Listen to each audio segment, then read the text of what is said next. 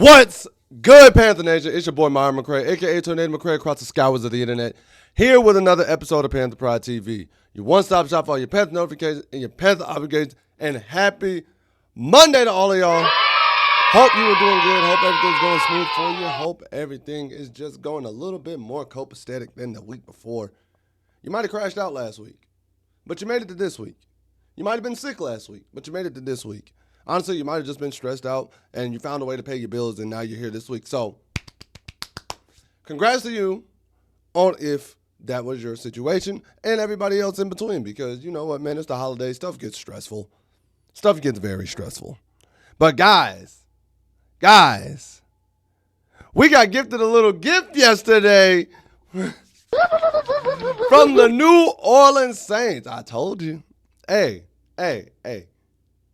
Sometimes you just gotta be optimistic and hopeful and wishful in the thinking that you want stuff to happen, because the New Orleans Saints stunned the Tampa Bay Buccaneers yesterday in their home.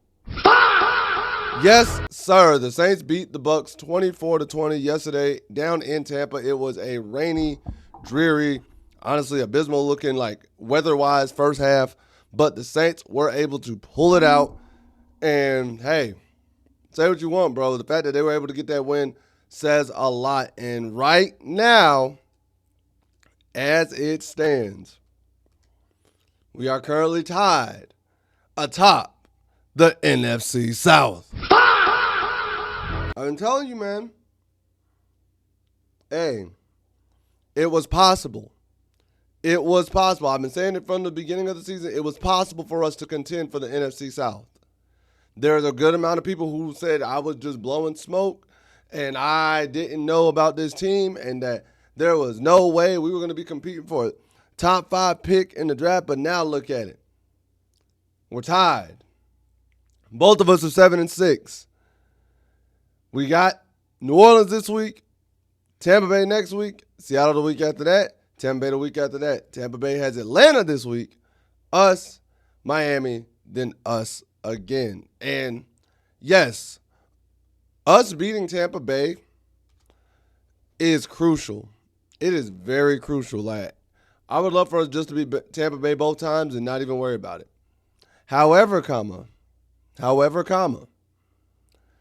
this week is just as important for the NFC South as last week, because if we win and Tampa Bay loses again, we take sole lead of the division just off divisional games alone. And not only that, if we split in the tiebreaker, then we're good. So even if we split in the tiebreaker, as long as we win versus New Orleans and the Bucs lose to Atlanta, that puts us in a really good situation. That puts us in a position where a split doesn't hurt us as much. A split does not hurt us as much, and we don't start looking at the Miami and the Seattle game. Because if both of us win and then we split, the game that is going to come down to is that Miami and Seattle game, because for some reason they go by overall record, yada, yada, yada, whoop, whoop, blase, blase, blase. You know how it goes, which, I mean, it is what it is. But I'm going to be watching that Atlanta-Tampa Bay game, and I'm low-key going to be pulling for Atlanta. Give us a little bit more leeway and a little bit more wiggle room. But at the end of the day, we control our own destiny, and if we win out versus Tampa, we ain't even got nothing to worry about. So, sneeze that. Wrong slide. I didn't even realize that. But, yeah, we ain't out versus Tampa. We ain't got nothing to worry about, man. And that's really what I'm looking forward to. And I'm just – shout out to the Saints, man. Shout out to Tyler Shaw. Shout out to Chris Olave. Shout out to their running back. Shout out to that defense, Cameron Jordan and them boys. Now, they're not going to get much love from me this week because obviously we played them. But I put out yesterday on Facebook and multiple platitudes, hey, yo, thank you to the New Orleans Saints, Carolina Panthers. Like, I'm being honest. We needed them to do that. They went out there and did that. Now it's up to us to handle business. We got to beat them. So New Orleans is short-lived. Don't take it personal. Thank you for your help. Now, hey, got to use you and abuse you, man. That is what it is. Plus, we got to get that get back for y'all beating us earlier this year. Now, going to the next subject. This individual did win their award. It wasn't just nominated like last week. And I'm telling y'all, bro, when I looked last week, genuinely the way the NFL announced it and the way the team announced it, it looked as though they said Corbett won, not was just only nominated. So I apologize. That's on me. I need to, I guess, be more thorough on that one. I need to be more thorough on that one because even looking back on it, it was a little odd to me that they announced the Walter Payton Man of the Year this early. So I didn't register that, hey, yo, it's just a nomination because usually they announce it at the Super Bowl. So that's on me, 1,000%. That's on me for putting out bad information. I don't like doing that for y'all. But Derrick Brown does win the Ed Block Courage Award.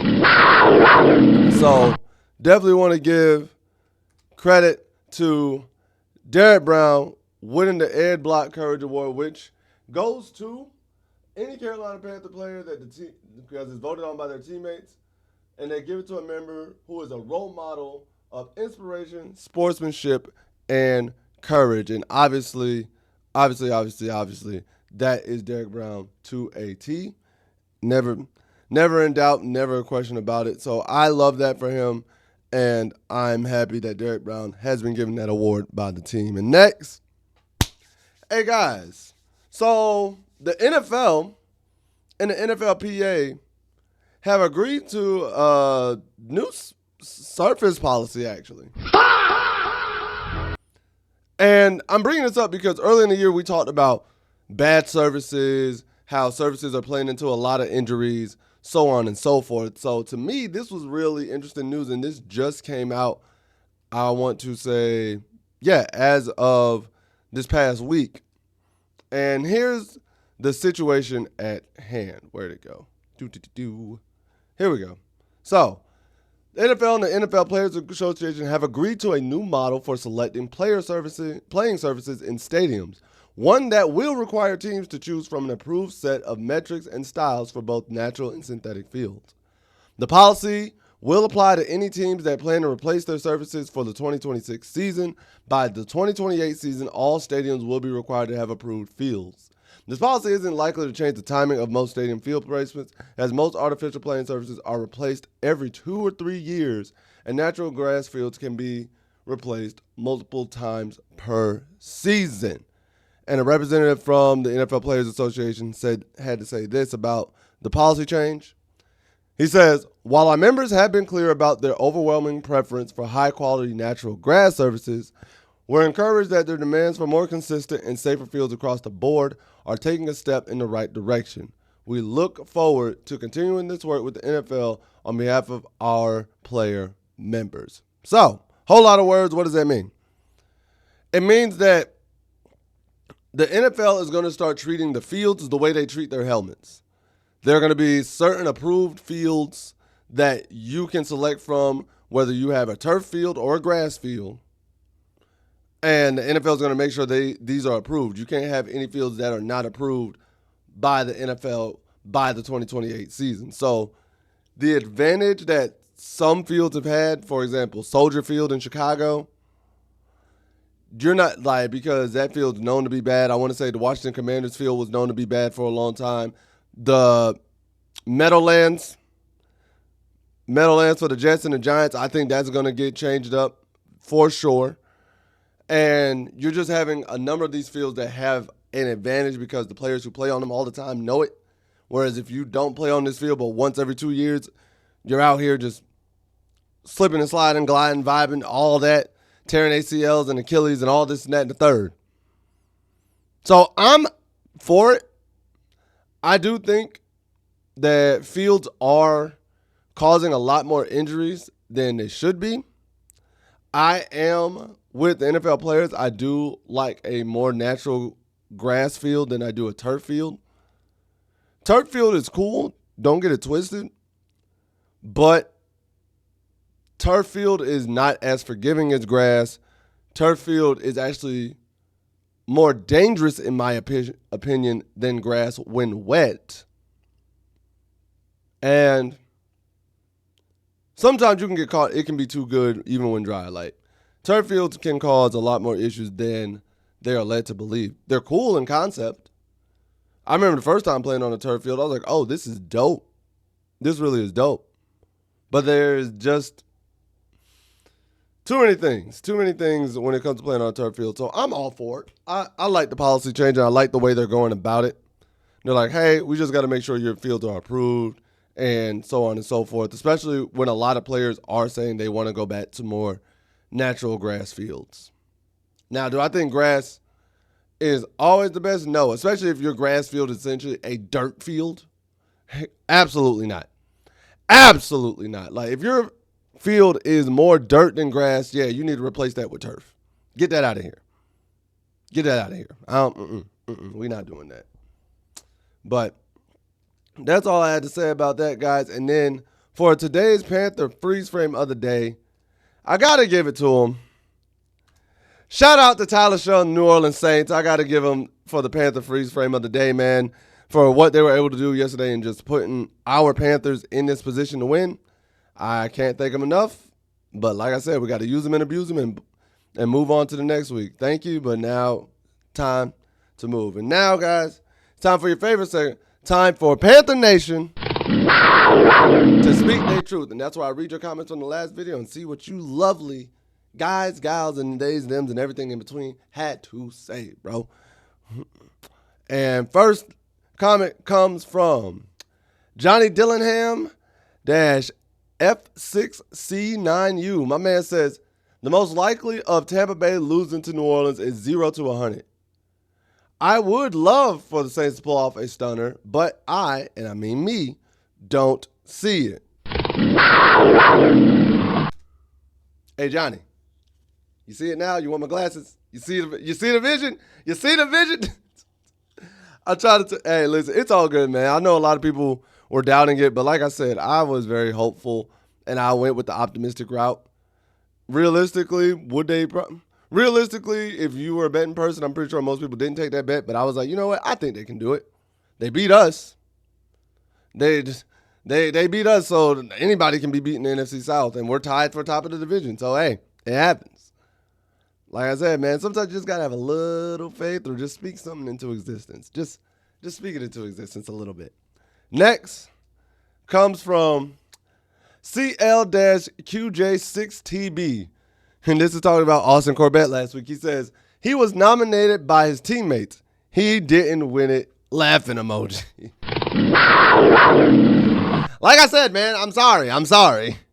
I'll take that one to the chin. I'll own that. I was 100% wrong. I put out misinformation. I got to take that. Can't even deny it, man. So, yep, that's on me.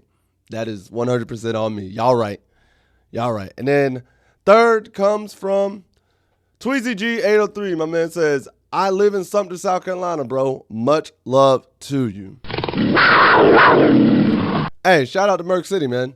I definitely have family. My family still lives in Sumter, and I was there. I do go back home a lot. Went to college in South Carolina. I got extended family all over, like Dillon, Myrtle Beach area, even in the High Point, Fayetteville, so on and so forth. I'm very accustomed to Charlotte too, and half of my life is spent in the Carolinas.